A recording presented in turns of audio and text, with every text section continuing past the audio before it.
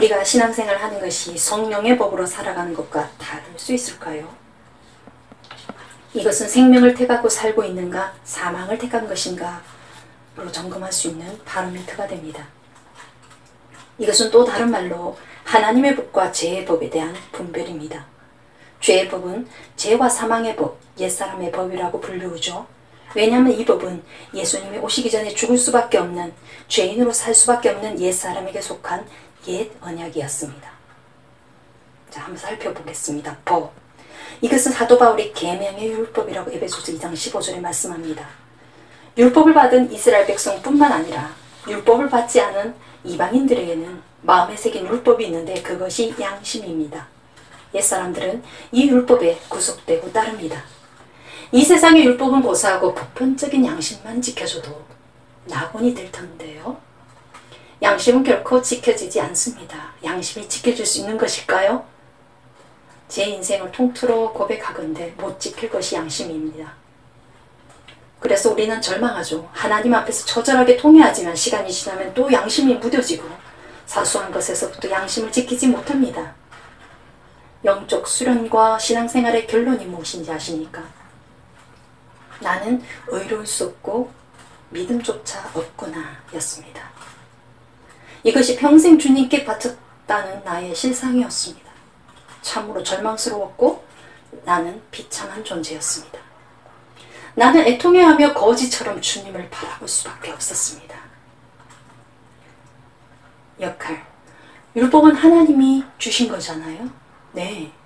하나님이 주신 것이 모두 선하니 율법의 역할이 분명히 있습니다.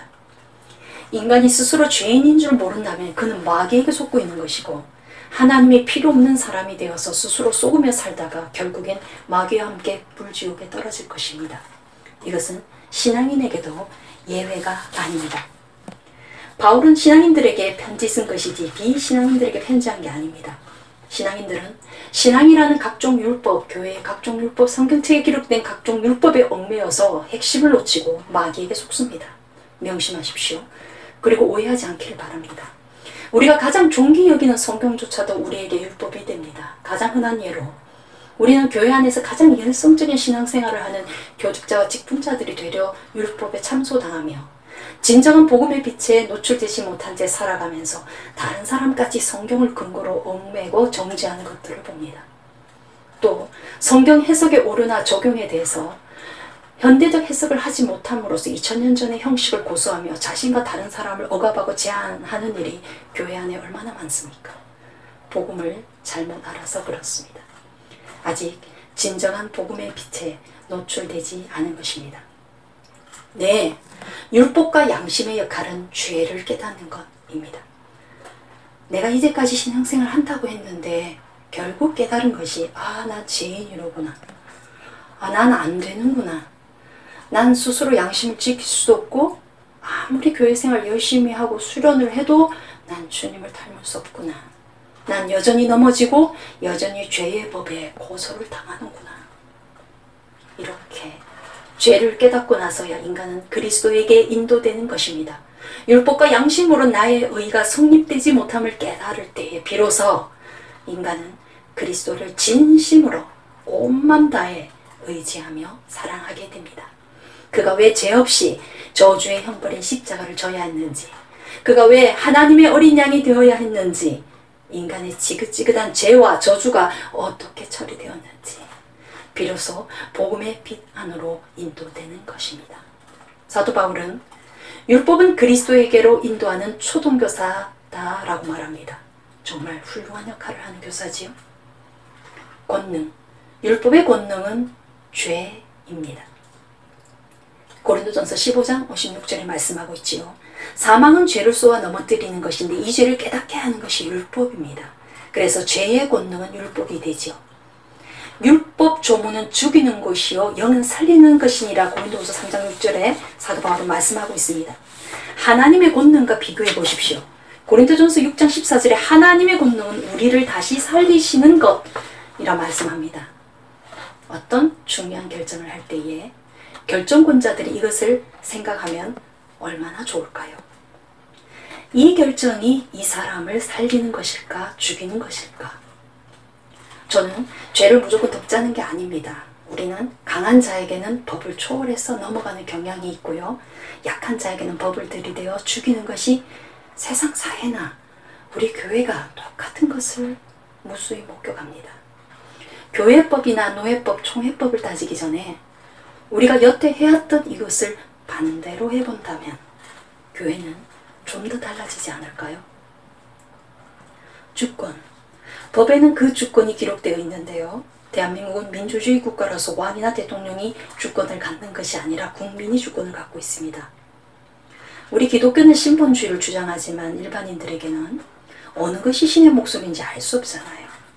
그나마 가장 보편적인 지혜는 국민의 집단지성에서 나온다고 믿는 거죠. 민심이 천심이다이죠. 물론 집단지성이 쇠뇌될 수 있습니다. 정치에 무관심해지면 자기들보다 수준 낮은 정치인을 뽑아서 그들에게 지배를 당한다라고 링컨이 말했습니다. 그렇다면 율법의 주권은 누구일까요? 고린도전서 2장 13절에 사람의 지혜로 가르친 말이라고 바울은 말합니다. 사람이죠. 이 율법은 모세가 시내산에서 받은 것으로 돌판에 새겼고 문서에 기록되었습니다. 장로들과 사람들의 지혜로 덧붙여지고 가르쳐지고 전해졌습니다. 만약에 우리가 교회에서 설교 말씀을 들을 때에 하나님으로부터 듣지 아니하고 목사이기에 교사이기에 그 말을 들었다면 그것은 하나님의 말씀이 아닙니다. 그런 성도는 사람에게 쇠뇌될 뿐 성령의 가르침과 아무 상관이 없는 사람이요 율법에 매여 있는 사람입니다. 그래서 어느 교회는 집단으로 담임 목사에게 쇠뇌되어서 불법이고 세상의 사회가 자기들 하는 일을 비난을 해도 자기들이 옳은 선택을 했다라고 주장합니다.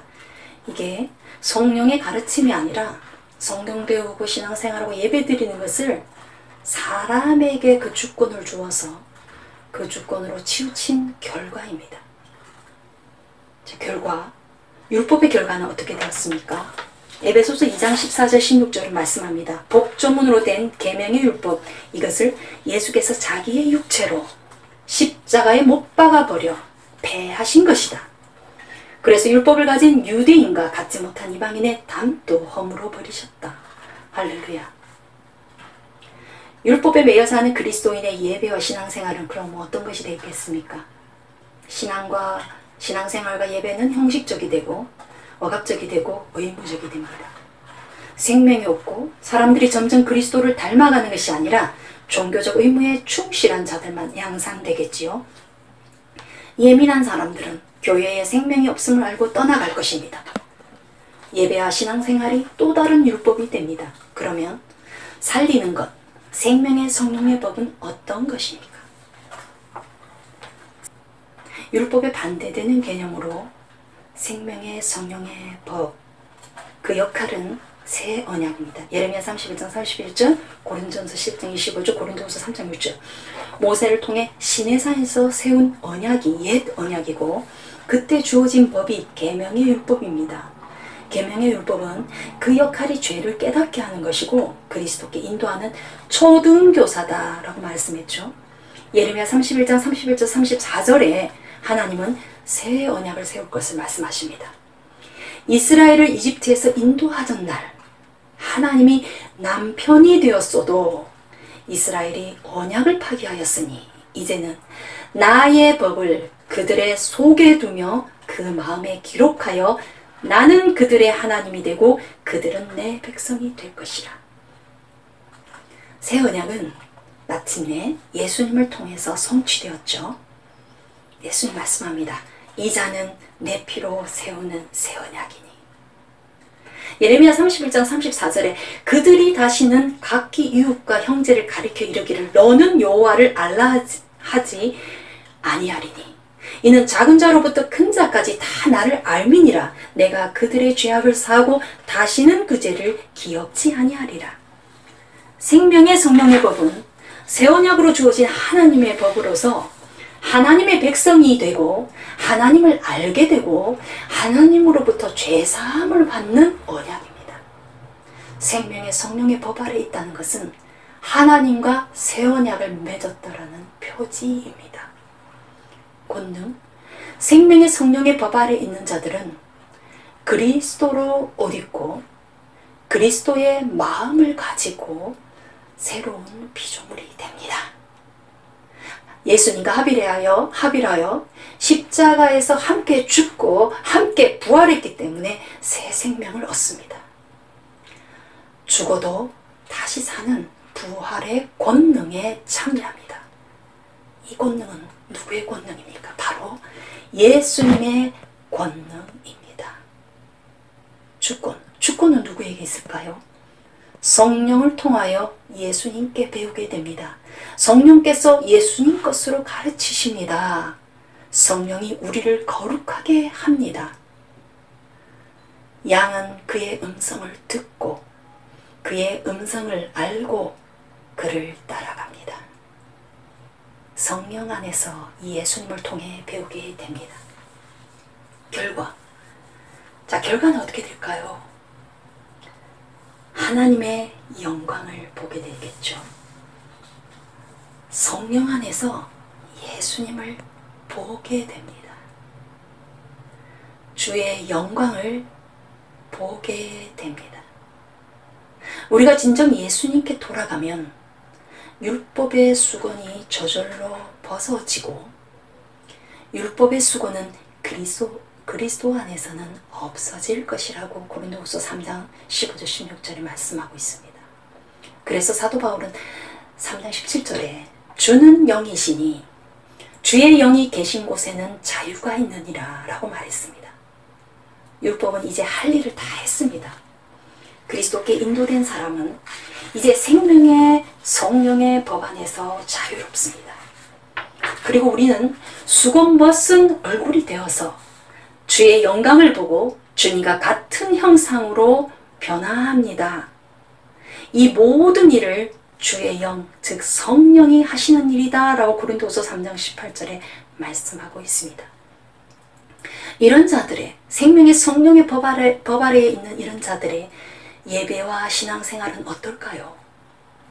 그야말로 믿음, 소망, 사랑의 신앙생활이겠죠.